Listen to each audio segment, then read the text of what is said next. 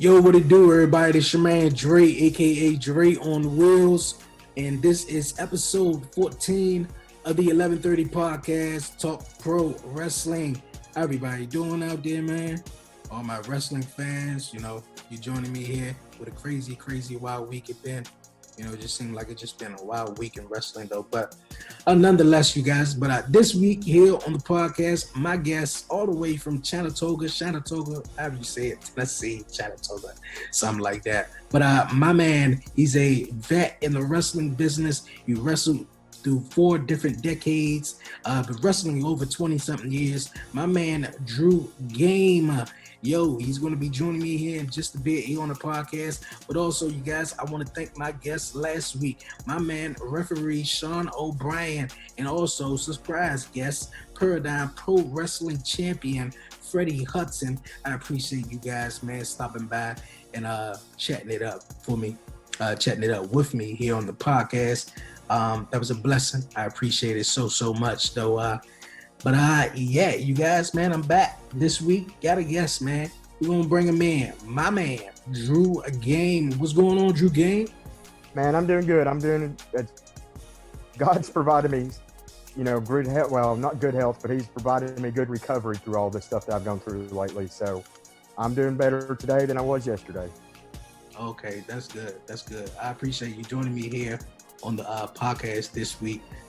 Veteran pro wrestling, been in the business, wrestled over 4 decades. Before we jump into that, you have a podcast also, or that you be a podcast on, called Turn the Buckle Podcast. Can you tell my listeners about that podcast before we jump into? Yeah, sure. Turn the Buckle Podcast started out as my friend Jason Hampton, who's another. He's been in the business about 19 years. Wrestling in small independents, and he started a podcast called Tales of a Shitty Indie Worker, and it was just him and his brother-in-law Josh, who's a referee in independent wrestling, just telling about, hey, this happened this week while we were at shows, and then all of a sudden all this COVID happened and we don't have shows. So he's one of my neighbors, and he's like, hey, you want to come be on my podcast? And I was like, sure. And then we brought another one of our friends, and I just happened to be over there when they were recording, named Ben Thrasher. And Ben Thrasher and I have been in the business. Ben's 21 years pro. I'm 22-year pro. And we just kind of we gelled. So we kind of just let's rebrand this and start our own podcast. And it was Turn the Buckle Podcast is, just a play off of Turnbuckle. We like Turnbuckle Talk, but somebody already had that because that's a smooth name right there. Yeah, that's a smooth one. I like that. But somebody already had that, and this is the first one we turned the buckle. I must give a credit actually to Jason Hampton's wife. She kind of figured that one out. So we copyrighted that real quick, and also all of us have done ring crew stuff. All of us have delivered rings, actually delivered padding to WWE and stuff like that for Randall Brown, who used to work for High Spots and all this. And so we kind of call ourselves the ring crew. Okay. That's kind of just a group but Turn the Buckle to us it's a wrestling podcast. We get in there and we interview people we think that people want to hear, like local guys, because we want to promote our own. Okay. Everybody can, if you can get a name, a WWE name, that's great. But we want to promote our own names, our own people. And there's also it's a men's pack podcast. We talk about family. We talk about issues. We talk about men's mental health. The fact that, a couple weeks ago we took a vote, and now it is totally okay for men to cry. Yeah, hey, I agree. We took that vote, and I'll tell you, you'll go on our podcast, and I mean, you listened to it last night. Or you listened to ours, the last one we did. I broke down. Yeah, I was listening to that. I straight broke down. When I was talking about my kids, I had to go have surgery and talk about not being able to talk to my kids right ahead beforehand, and that broke me down. And that's fine for a man to be able to do, and we need to encourage that, because trust me, there's more men suicide than there are women. Exactly. And I just don't want to lose another brother. But the best I've heard us described as is if you're sitting in the locker room or you're sitting in the car with us on a road trip. So for fans, this is as close as you're going to get to being in the locker room with the wrestlers as we're talking wrestling, as we're talking stories of the bars, talking stories about the girls. We all had a wild 20s, okay? Yeah. Talking stories about in wrestling doing like, hey, I would do this move, and then all of a sudden I'd start doing this move because it would be better. Actually breaking down some of the very small things in wrestling that, unless you're a wrestler, you don't even comprehend. And then we'll talk some about not local, but like what's happening on WWE, what's happening. I actually did on our YouTube channel, which is Turn the Buckle podcast. I did a review on the Talkamania or Talking Shop Mania. Okay. Gallows pay-per-view, which is hilarious. Like, I recommend that for anybody. It's $15. Drop that $15. It's worth your money. I promise you. If you're a wrestling fan, if you're an old school wrestling fan too, it is worth your money. And just our podcast, like I said, it's as close as the fans are going to get to sitting in the locker room with a bunch of wrestlers just BSing. Okay. Like you were saying on the podcast, you did break down, and I was feeling for you. I was like, man, that is something painful and something to go through, and wish you well on that. Also, yes, it's cool for men to cry, man. We need to, have that conversation, at a later date, another podcast though, to let everybody know it's cool for men to cry and to show their feelings. But we're gonna move on here on the 11:30 podcast. You've been wrestling for 4 decades. Can you tell my listeners, some of your experience or a cool story? I started in '98, so I wrestled in the '90s, wrestled in the 2000s, the 2010s, and then January I had a match, so that means I wrestled in 2020s. Okay. Now, I've only had 2 matches this year, but that's because there ain't that many matches this year. Yeah. I started in the early or late '90s when wrestling was huge. I did a lot of stuff for NWA. I did late '90s, early 2000s when wrestling was still so big. It was I could do Atlanta, Birmingham, Nashville, Knoxville, back to Atlanta, Birmingham. Now Yeah. And doing all this cool loop and being there with a whole bunch of like people I shouldn't be in the ring with, And then mid 2000s kind of slowed down as usual. 2014 really picked up with me. I started doing a lot of shows in Atlanta.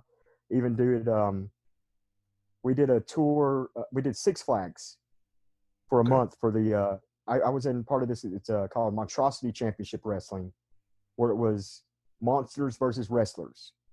And I know that sounds kind of corny, but the fact is we had a guy that works for, right now he works for Adult Swim on their practical effects. Anything you see Adult Swim that has actual human practical effects, he's the one that does it. Okay. And he has opened many of the Atlanta haunted houses. So when we're talking about monsters, we're talking about like airbrushed, like we had like wolfmen that actually had wolf hair on them. You know what I mean? Yeah. And we did that at Six Flags one year, and that got me connected to a whole bunch of people in Atlanta. I did NWA Atlanta, Peach State, some of the just other ones that were just in Atlanta shows, some of the big ones. Abdul the Butcher show, that was a little bit earlier, but still. And that ended up in 2015. I did 180 different shows. Yeah, and working a full-time schedule and a full-time schedule work. And that ended up worked a lot with the AIWF, which is what I call the NWA Light. It's a territory organization that has about 120 different affiliates in 22 countries, where they're trying to work as a territory, trying to work like the old NWA territories. They have one world title, one women's world title, and that goes around. They have some regional titles and I won some of those regional titles, but also was the honor of being a 6-time world cruiserweight champion and a 1-time world tag team champion. And actually, at the point when I won the world tag team champions, I was also the world cruiserweight champion. So I was a double world champion in 2015. Okay. Past that, out of that, I got to work a lot of. I went to a lot of stuff in North Carolina. Everything in the South. Everybody in the South. There was a promotion in the South. I've worked it. And I don't matter if it's a promotion that runs 10 people on a Friday night to a show that runs a couple thousand, I've ran it. I've done it at least once. I've done NWA Wildside, done Anarchy, wrestled at the fairgrounds in Nashville. Some of the really like the bucket list stuff as a independent pro wrestler, as a fan of wrestling, you want to check off your list, because I'm still a fan of wrestling. I still love wrestling. And that's why I'm still doing the schedule I am at almost 40 years old. Exactly. That's cool, man. That's real cool. You said you a fan, and that's where this all starts, for me too, as being a fan. And I'm gonna ask you, what kind of got you into the pro wrestling business, or just world as being a fan? When I was about 7, 8, 9, 10 years old, somewhere, young. Yeah, around that 9 age. years old. Yeah. I live in Chattanooga, Tennessee. Where I live right in Georgia, but Chattanooga's like right above us. I live like 10 minutes. I get to Chattanooga. Okay. I live right on the state line. Mm-hmm. I'm still a Georgia boy, but I claim Chattanooga. All right. That's cool. I get the best of both worlds. But I grew up on a farm, and let me go back to living in Chattanooga. In the 80s in Chattanooga, because of where we're located, on Saturday mornings, we got a block of wrestling from 8 in the morning till 3 o'clock in the afternoon. We got NWA, we got Georgia, NWA Georgia, we got the Crockett's, we got Memphis, we got World Class, we got Mid-South. We got all those just lined up like that. Like we got everything, WWE would come on later in the day. So we got to watch everything, every promotion. Just where we're centrally located, we just happen to be in that syndicated markets. And my great-grandfather, who at the time was probably in his early 80s, he loved pro wrestling, and he was a true believer. He would still yell at the TV screen, all this, you know what I mean? You couldn't tell him that it wasn't, fake. And I just seeing his excitement and watching it, and I still remember the first, not the first match I remember, but the first like main event was the Wild Odd Southern Boys, which was Steve Armstrong and Tracy Smothers. Okay. That's the first match I remember. And I've got to over the time spend a lot of time with Tracy Smothers. So that's been really cool to me to kind of, and then I've also got to wrestle every single one of the Armstrongs. I got to wrestle all 5 boys and the dad. That's cool. So I think that's a checklist, Southern accomplishment. But when I was that young, like I said, 9 years old, I seen it and I was like, well, Grandpa, those guys are going to lose. And he's like, well, how do you know? And I was like, they didn't even get no ring music. No interest music. So I was kind of on to it way before my age, I should have been on to it. Mm-hmm. But I still enjoy it. That's not, like I said, I always tell people I do the fake stuff because then they come back. It's like, oh, well, it's not that fake. You got to do this and that. Yeah, it's predetermined, and I knew it was predetermined way before I should have. But that doesn't mean I love it any less because it's the story. I want to know the story. I want to know the good guy versus the bad guy. So Cool. That's real cool. Who were a lot of we were talking and you were saying that Ricky Morton was one of the guys you faced. I see your Rock and Roll Express shirt. yeah, I threw the Rock and Roll tonight. Yeah, I actually wore this shirt as I was wrestling him. Oh wow. Yeah, that had to be cool. We did it in Rock. Well, I had wrestled him back in the early 2000s. Him and Robert did it. It was down in a little show in Chatsworth, Georgia. But in 2019, I wrestled him in either 2019 2018. I wrestled him at a show in Rockwood, Tennessee. And someone had joked, we were the main event, and someone had joked and put up there an hour, that we were going an hour. And I put up there plus 5 minutes. Okay. Well, Ricky and I went 40 minutes and barely did anything, but the crowd was in it the entire time. Ricky Morton is a true professional wrestler. It was the easiest match I've ever had in my life, and it was the most fun. But it was, we went 40 minutes and didn't even think about it. He got to the back, and one of the best compliments I got is he had a whole bunch of his, he runs a school, and he had some of his trainees there. And he was telling his trainees, hey, if you sell a punch, you sell one punch, then that punch means something.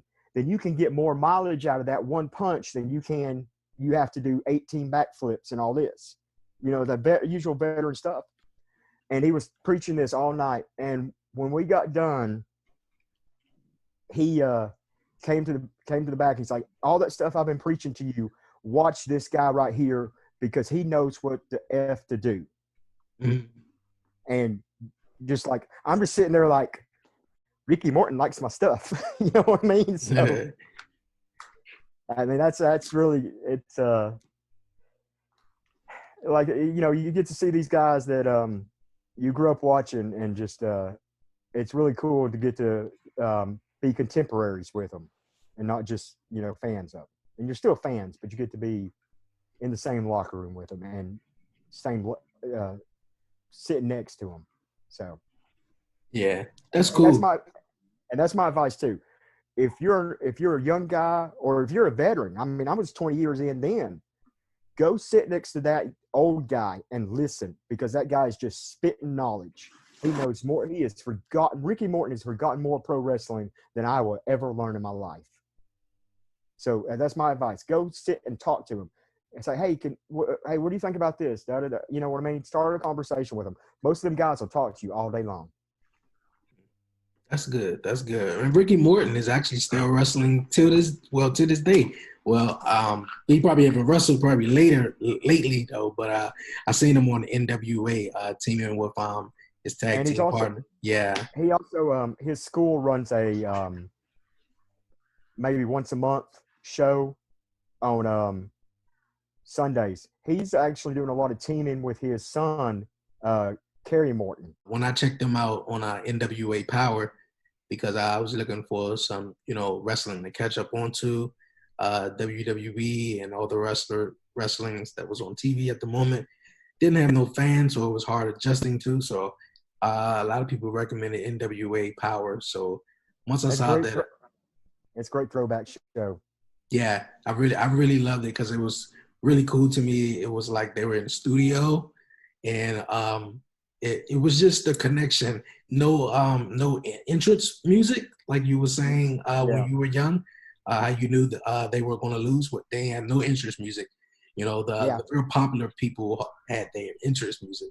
So that's a cool thing about NWA Power, and I was really digging that before the whole quarantine stuff. And Ricky Morton and the tag team partner Rock and Roll, they were tag team champs. So yeah, exactly. They were really killing it. 9 times.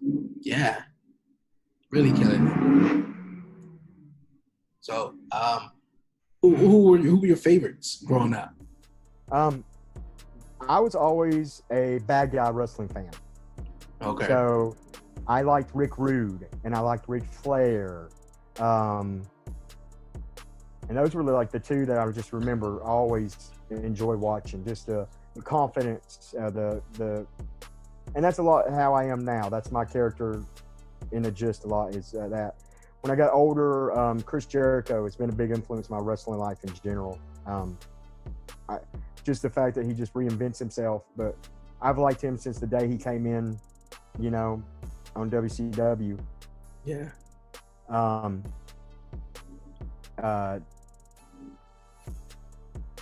Eddie Guerrero was one of my favorites too. Chris Benoit before everything happened. Dean Malenko.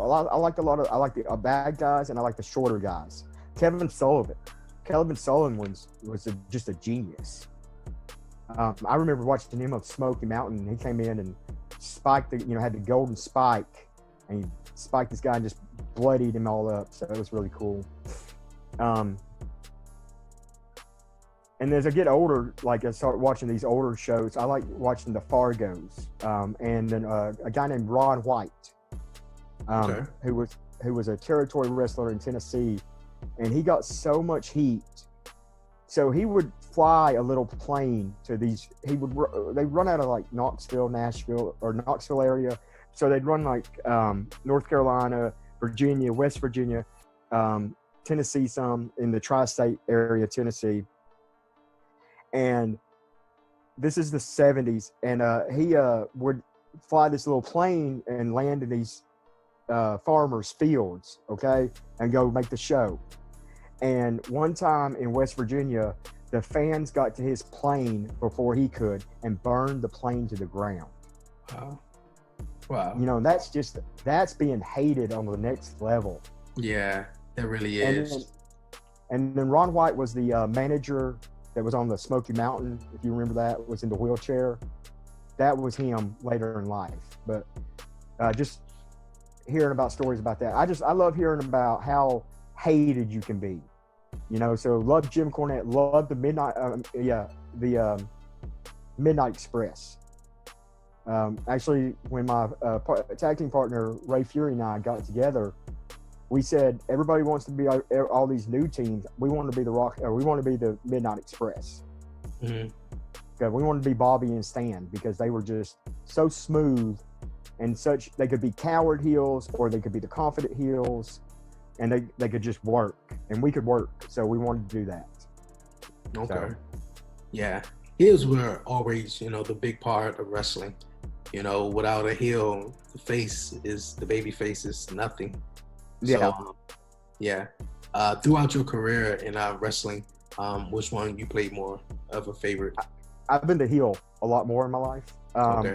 I mean, when I started, of course, I was young, pretty, had long bleached blonde hair, so I was a baby face.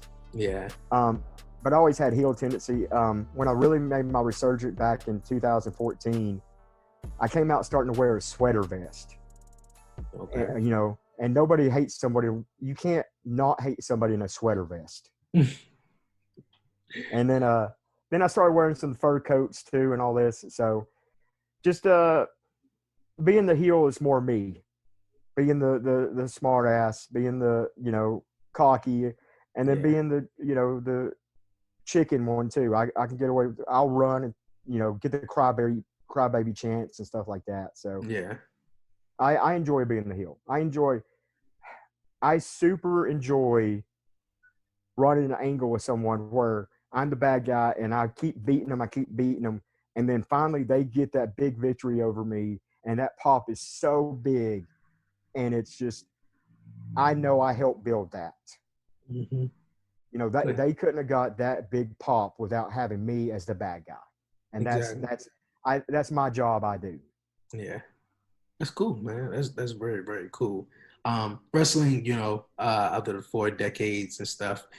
We were also talking. You said you wrestled AJ Styles 20 years ago. How was wrestling AJ Styles, as they call him, the phenomenal one I got to do. I didn't wrestle. It wasn't like a one-on-one match. It was a Royal Rumble, I guess. Okay. Hey. But it was he and I and the first two people in there, and we went 5 minutes before they brought the first person in, and then they started bringing people in every minute, and so I got 5 minutes along with AJ. Okay. And this is AJ Styles before TNA. Okay. This is where he's done some Ring of Honor and stuff like that, and he was so good back then that you knew he was next level stuff. You know what I mean? Sometimes you just know the people that got it. So, and then I got to do. That's the only time I've got to be in the ring with him, one-on-one or in a multi-man. But got to, shared many locker rooms with him. So, and AJ is one of the best people you'll ever meet in your life, just as far as a people. So. Okay. Yep. Yeah. AJ seems like a very cool person. Like I was telling you last night, I was listening to your podcast and I was like, man, this Drew Game guy sounds really like AJ Styles. I appreciate it. I wish I had the talent he does, but hey man, it's cool, man. It's cool. But you know what though? I will tell you something. He worked for that talent. Yeah. David Young, if you ever seen him, he's the Messiah of the Spine Buster. And he was a TNA for a long time. He's in TNA, bald-headed. David Young's an amazing wrestler that should have gotten a lot more than he did. But him and AJ Styles would be in the ring 5 days a week.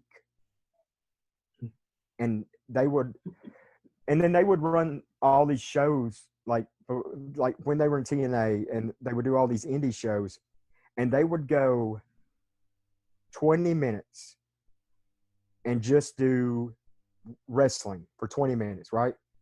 And then they would say time limit draw. All the fans would be like 5 more minutes. And they would be in that last 5 minutes, all they would do is high spots. So you imagine they've already wrestled 20 minutes, and then they go into 5 minutes of high spots. Just the cardio on that is amazing by itself. Yeah, AJ was doing his thing. That's cool. Well, and he's still right now he's the best wrestler in the world, or one of them. Yeah, he is. Speaking of AJ Styles, what are your thoughts on the old Boneyard match? Of course, everybody seems to like it. That took place this I thought it was great. I'm pretty decent friend. Well, I'm pretty good acquaintances with the Big LG. Okay. We've done a lot of shows. He's another Georgia boy, and I was great to see him in the main event of WrestleMania. So, and it was great to see AJ Styles in the main event of WrestleMania, and just watching the Taker thing afterwards. If that was Taker's last match, then that was deserving of his last match, because it was that good. It was cinematic, yes, but you can also tell that they were putting a fight on. Yeah. So I think that, that's one of the best they've had as far as the cinematic match. I really, really enjoyed it. Okay. Yeah. In my opinion, I thought it was awesome. I really did. I thought Undertaker, riding off with the motorcycle into the sunset, but, just showing up as the American badass was something cool to me, because I thought I would never see that again. So for him showing up like that, I agree. that was awesome. That was really awesome. But watching this documentary also, I said about this on the podcast previously. Do you think that it's his last match? That's a wrap? No. Okay, fair answer. I don't either. I don't. I sooner or later, there's just going to be a good angle or a good match that he'll be like, okay, I can sink my teeth in. Exactly. Or, and I mean, they're going to pay him anyway, so why not have him? Like I said, this is going to be. He's not going to be. He's no longer going to be like, oh, I don't want to. I'm not. He's not going to just do any match.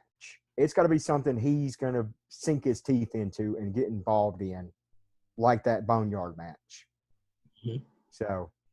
Yeah, It's going to be a big match.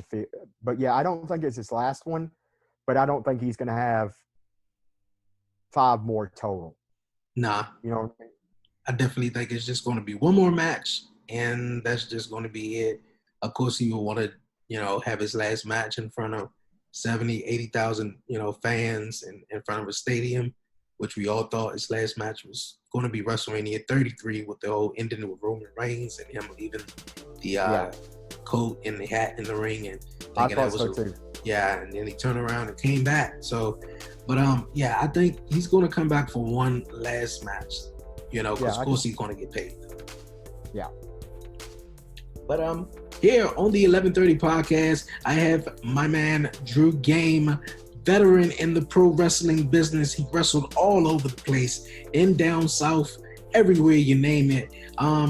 We're going to take a quick short break here on the 1130 podcast, and we're going to talk more pro wrestling when we come back here on the 1130 podcast with my guest, Drew Game. When it comes to growing your podcast, it's tough to know where to start. That's why Anchor gives podcasters the tools they need to make each episode better than the last.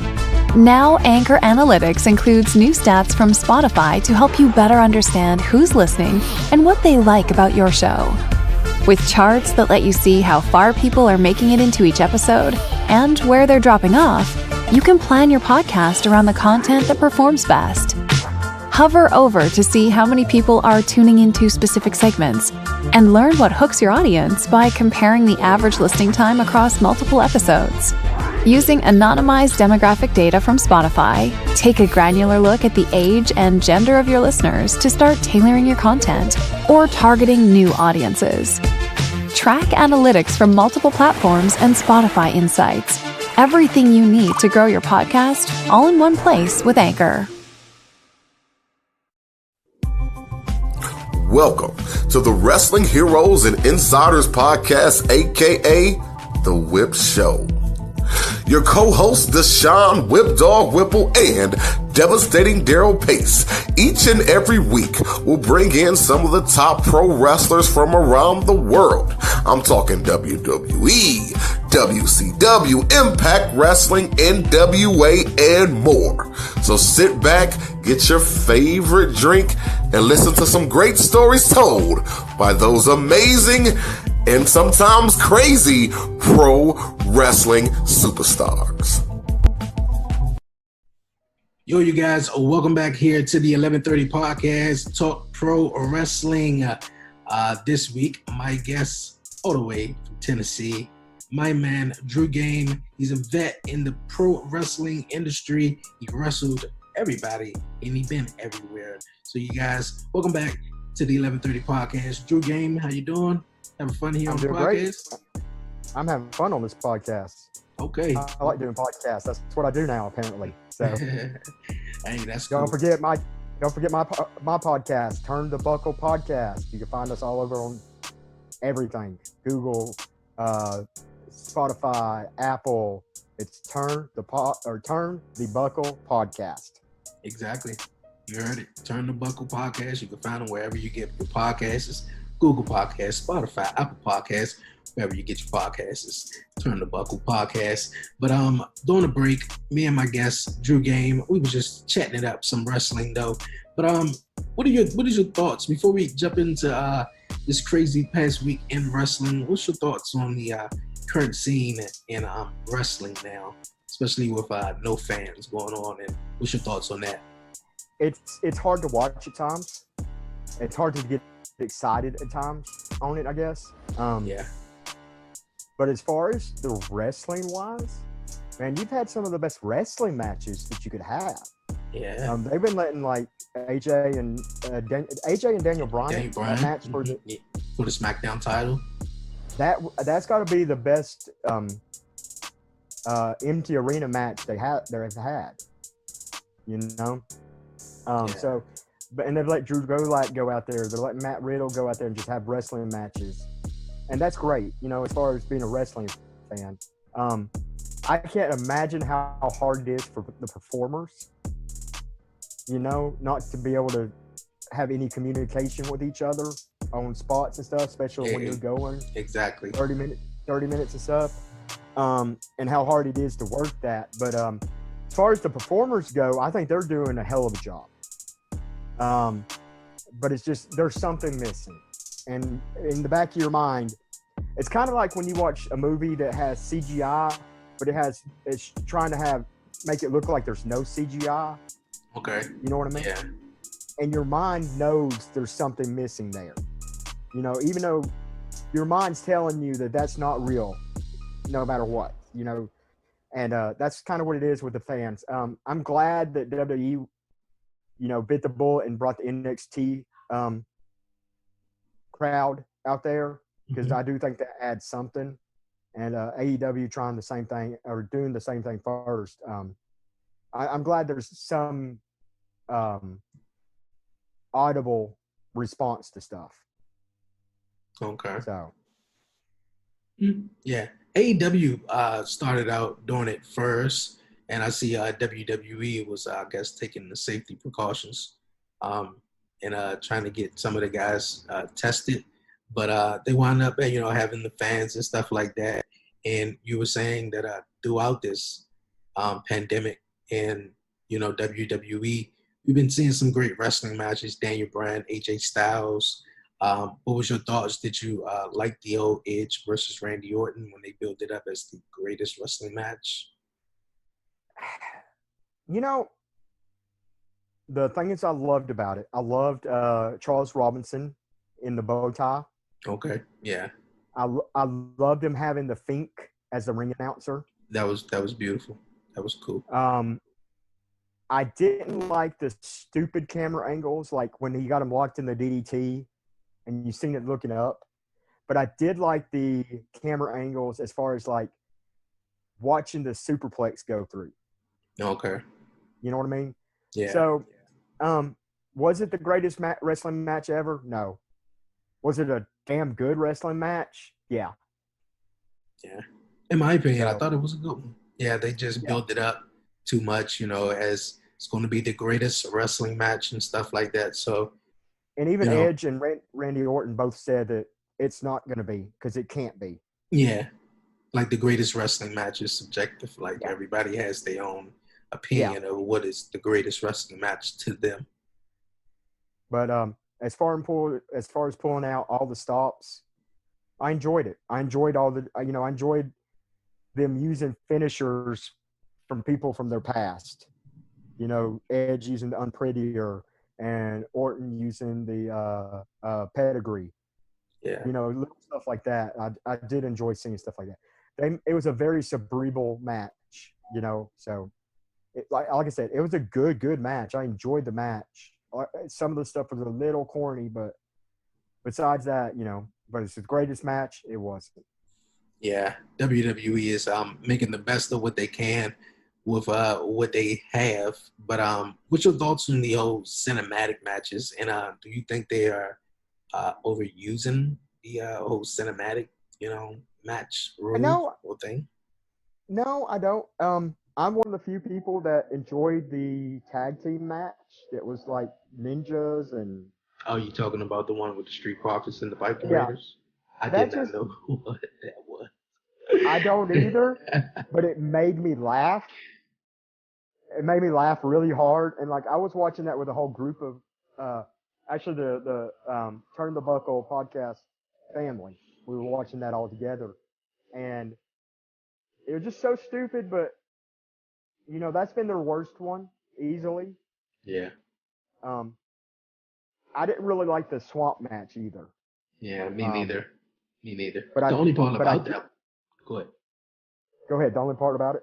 The only part that the main part that I really enjoyed about it, and they kind of follow it up with it last Friday on SmackDown, was the Fiend and Alexa Bliss, or that whole little, you know, part right there where she kind of supposed to be interesting, and that brought back, you know, Team Little Big when they were doing the mixed match challenge.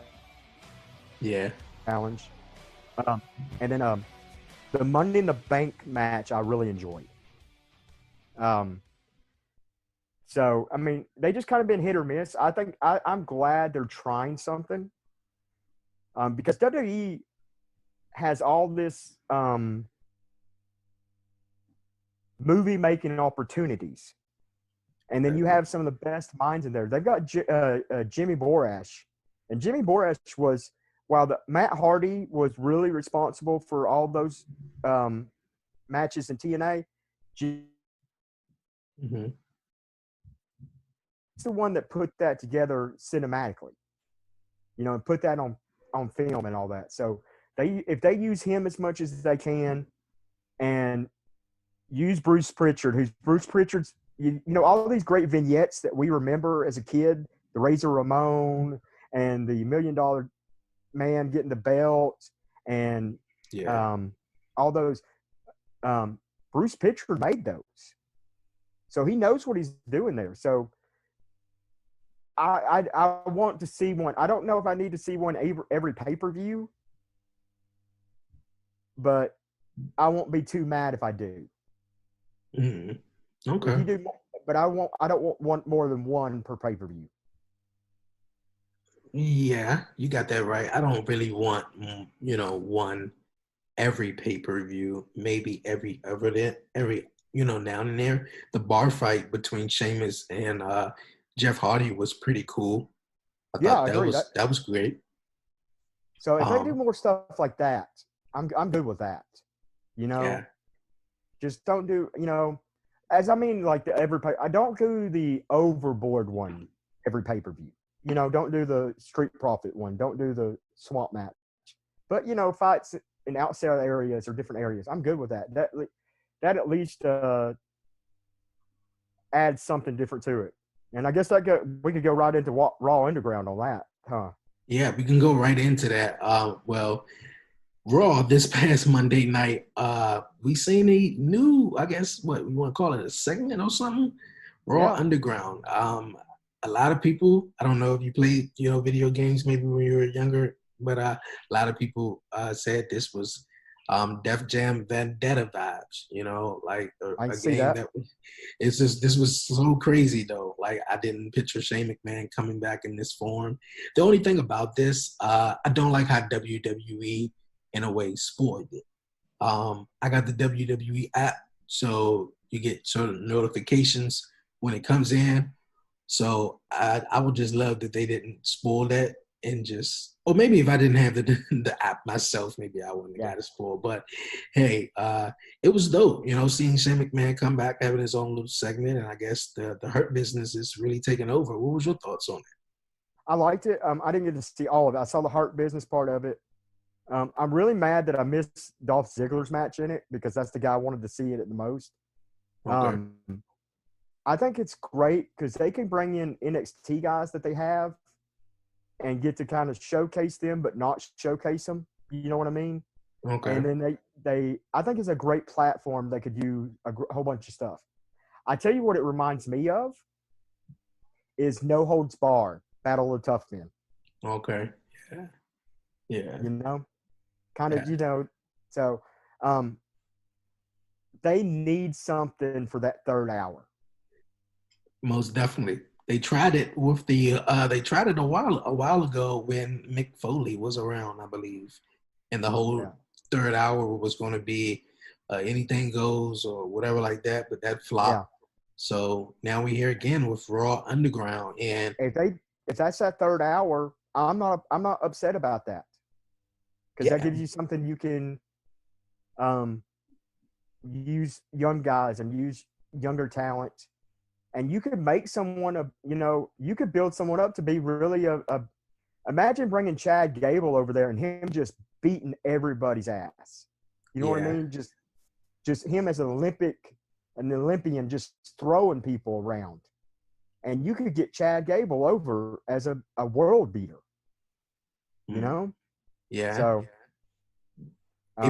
if they do that, then do they have every fight straight through that whole third hour, or is it back and forth, from Raw in the Performance Center to Raw Underground? Because I kind of want to go ahead. I don't know what the answer is, but I think you could do that whole third hour as Raw Underground, and I don't think you could do any worse than the ratings than you're doing now. So that third hour drops off huge. Yeah. But something, I listened to a podcast called Post Wrestling, and they broke down some of the quarter hours. And as far as the underground goes, with younger people, it brought the demo way up. So that's real cool. I want to know what Chris Jericho has to say about that. Yeah. Being the demo god. But that third hour really needs a boost for Monday Night Raw. Me, of course, like I was saying earlier in the podcast, been a fan since I was about 8, 9 years old. So I've been watching Raw. The flagship show is live. So when Raw was on, I was there. SmackDown also too, but I just knew Raw is the show, is live. So, when every time they did a special event, the 3-hour shows, that were my shows because I feel as though Raw, the 2 hours was just not enough. It just flew past so fast. So now that it's 3 hours, everybody hates it. And I get it brings in more revenue for the company. And, throughout the whole layoffs and everybody right now, the company is booming. The business is booming right now. But that third hour does need something.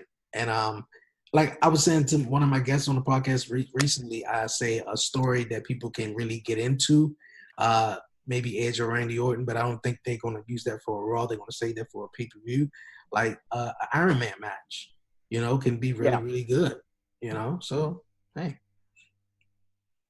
I agree. Yeah. But other than that, what have you been thoughts on Monday Night Raw or SmackDown? I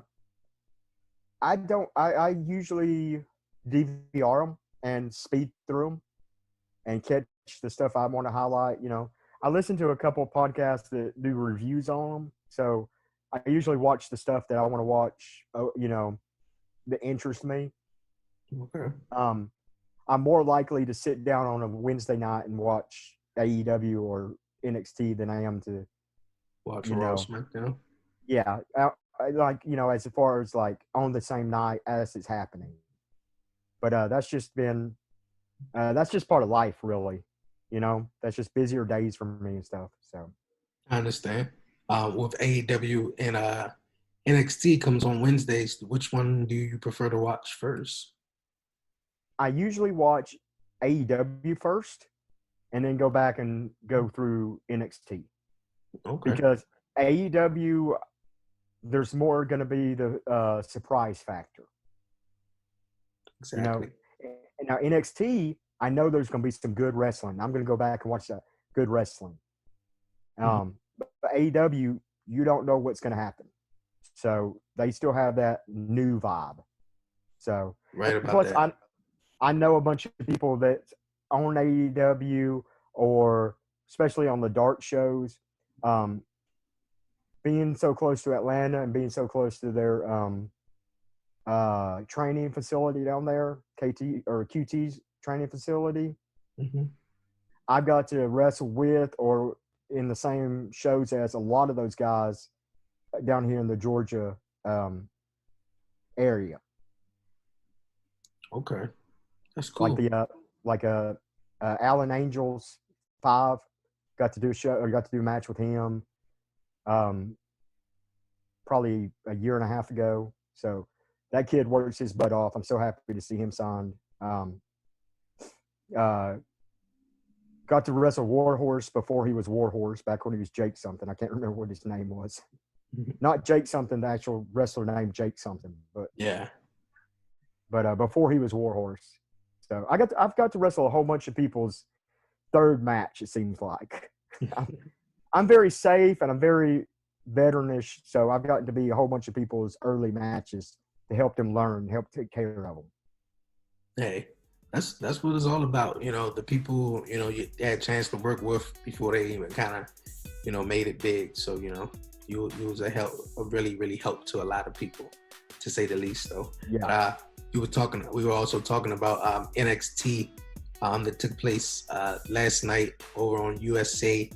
The ending was crazy. I want to know your thoughts on the whole Pat McAfee and Adam Cole baby storyline that they got going on. So I didn't watch that until today. Because of my recovery, I kind of slept last night. Okay. And I watched it today, and I had spoiled it for myself. Looking over, I didn't really look over results, but I kind of seen the headline that he punted him. But Okay. that means I wanted to watch it more. And I was in I wanted to see the tag match, the Imperium versus Undisputed Era, because I just knew that was going to be a great match. And it was. You know? It was. And then the way that they built into it, and just the little things like they got Beth Phoenix out of there, by her leaving, that got her off the set, so it was easier to do what they had to do. The execution of it looked great, and Adam Cole's sell of it is awesome as always. Yeah. Triple H's sell of it is awesome. When he turned around and Yes. Yes. you know what I mean? Awesome. That was Daddy Triple H. Yeah. Like, hey, these are my boys here. Wait a second. Mm-hmm. I think this is going to be great headlines. McAfee's getting to be a very popular sportscaster. Yeah. And He's a former football player also too. yeah, and he's a huge wrestling fan. Yeah. I used to watch a lot of the watch-alongs on the WWE Network. Okay. The watch-alongs of the pay-per-views, and watched a lot of him, like hours of him. And he's a huge wrestling fan, so he's going to put his all into it. And him being a former football player, he's going to be able, he's not going to be a poor wrestler. You know what I mean? Like, he wouldn't do this unless he's trained and ready to do it. I feel you. I really do. So it looks like it's going to be Pat McAfee versus Adam Cole at TakeOver 30. And that's a Bam Bam Bigelow LT type stuff. You know what I mean? That's going to get headlines. Yeah. WWE. ESPN to cover that. Yeah, exactly. You're right about that. WWE, knowing they're going into their second biggest pay-per-view event of the year, and knowing they had Rob Gronkowski for WrestleMania, and I guess they say, we're just gonna stick with the sport and vibe right here, and they got Pat McAfee, so it's going to be very, very interesting to see. And Adam Cole's one of the best workers in the world, so I think he can make a great match of it. Yeah, that'll be really, really cool to see. Also, another question I wanted to ask you, what's your thoughts on them running? I want to ask you two questions also. What's your thoughts on them running wrestling, during the shows, just based out of the Performance Center? Obviously, there's nowhere else for them to go. That's their bubble. And also, there have been rumors that SummerSlam may take place somewhere on a beach. What's your thoughts on that? I think that would be a great idea to change up the location.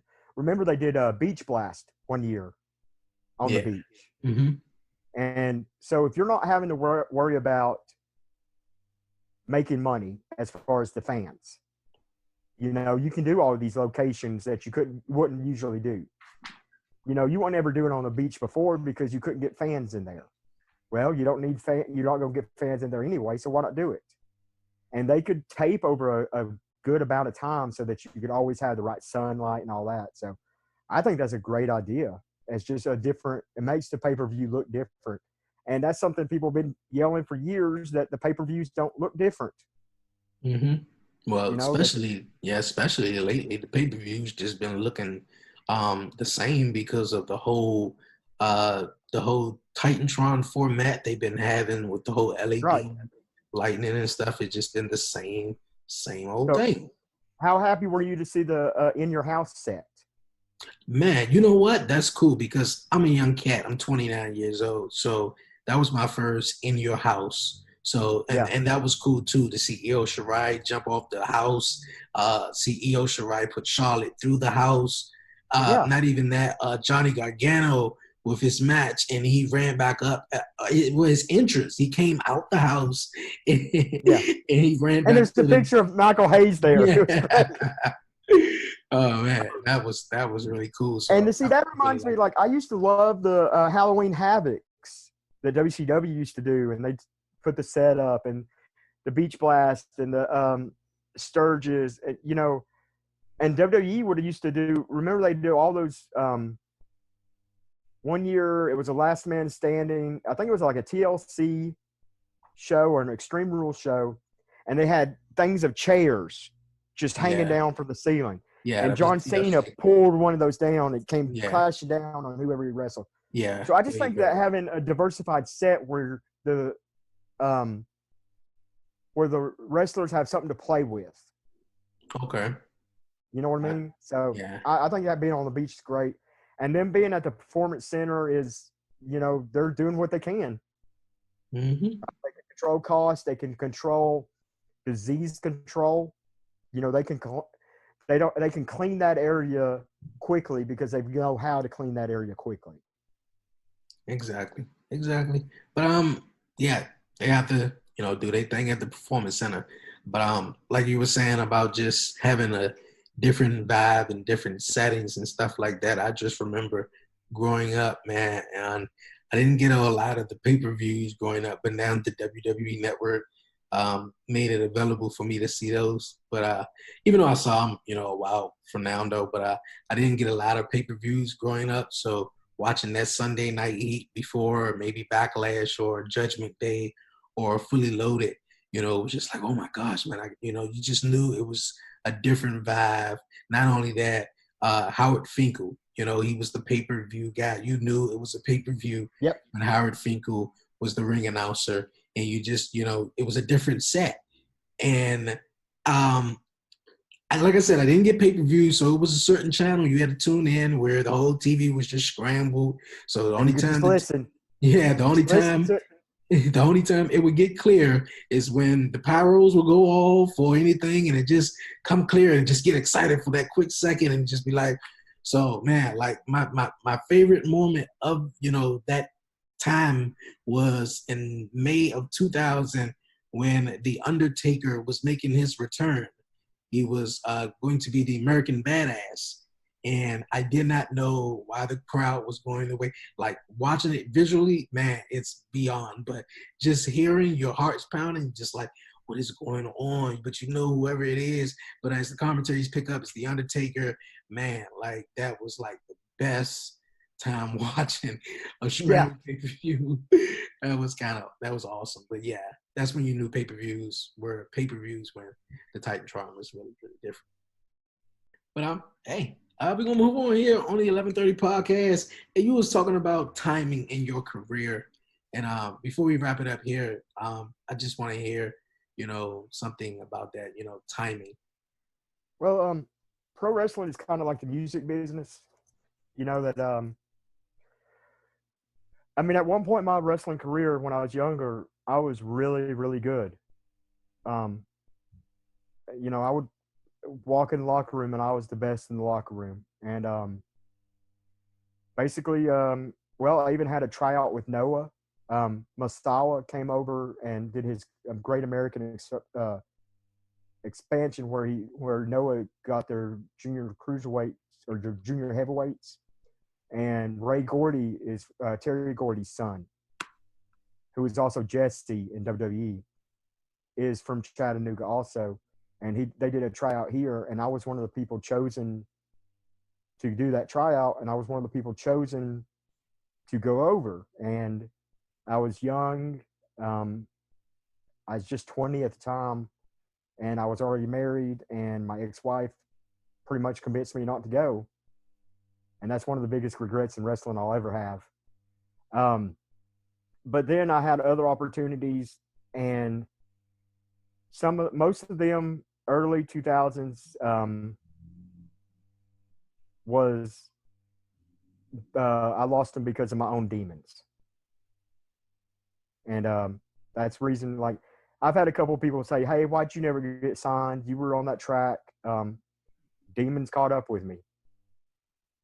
party styles and party good and, party accessories caught up with me. And then when I got back in like 2014 and started doing it stuff, like I had actually had a conference when they did Tough Enough. My video within 3 days got 13,000 hits on Tough Enough. And they gave me called me, did a Skype call with me and said, "Hey, this Tough Enough, we're looking for big guys." And I'm not a big guy. I'm a cruiserweight guy. Okay. And so I was like, okay, cool. So it just seemed, and then like when they're looking for cruiserweight guys, now they don't want anybody over the age of 35. They're looking for, so it's just been kind of timing a lot of, that's happened to me. And like I said, my own demons too. I'll take responsibility for that. But it's kind of music how sometimes when they want something, you've got to be that right fit for them.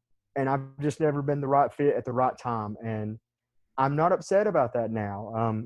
I'll be 40 this year, and I've done 22 years in a sport that I love. I've got to travel to places and got paid to travel to places. I got paid to wrestle my heroes as growing up. I got paid to be in these gorgeous hotels on Jacksonville on beachfront, on like a suite on facing the ocean, and I've gotten paid to do this. And I have lived a wrestling dream, and I've done a lot more than any young kid from a town called Chickamauga, Georgia, should experience. And that's and the whole thing was when I was 17 years old, I went to a local place and been like, "Hey, I want to train."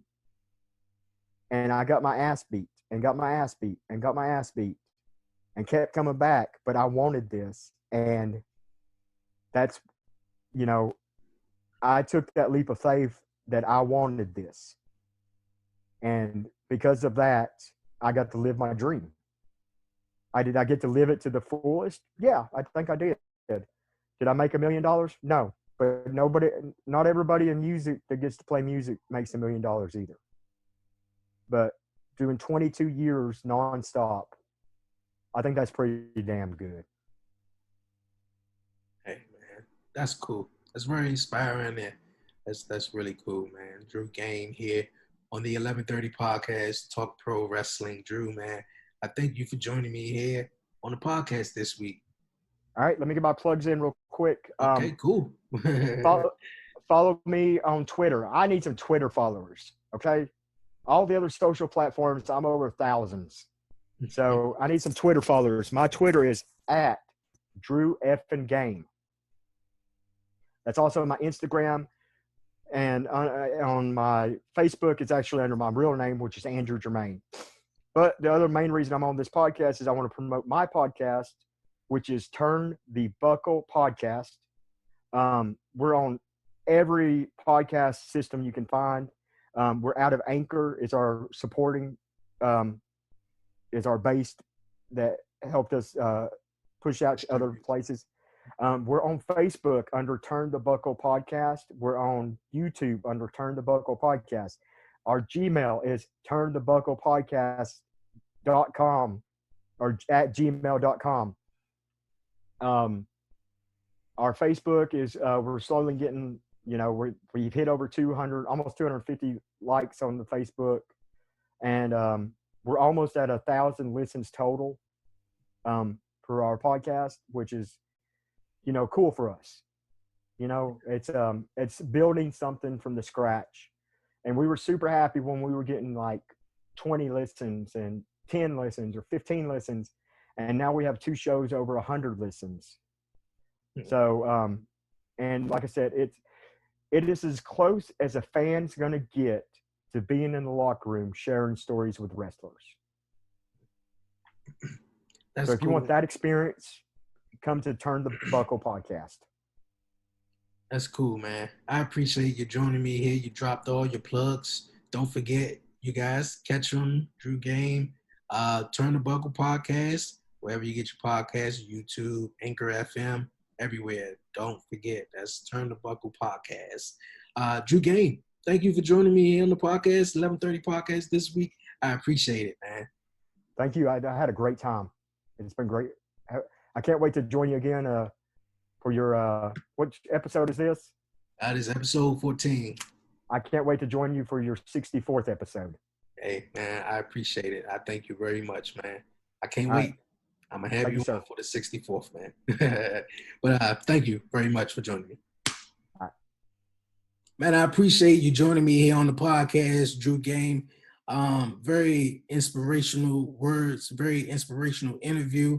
Man, just, you a guy from a small town in Tennessee or Georgia, however you want to call it. And man, you got to live, your dreams. You didn't make $1 million, but damn it, you got to, wrestle some of your heroes, share the same locker room, man. And them stories, man, is always welcome here on the 1130 Podcast. And once again, I appreciate you joining me here, Drew Game, here on the 1130 Podcast. Like he said, you guys, you know where to follow him, Drew Game, man, on Twitter and on Instagram, man.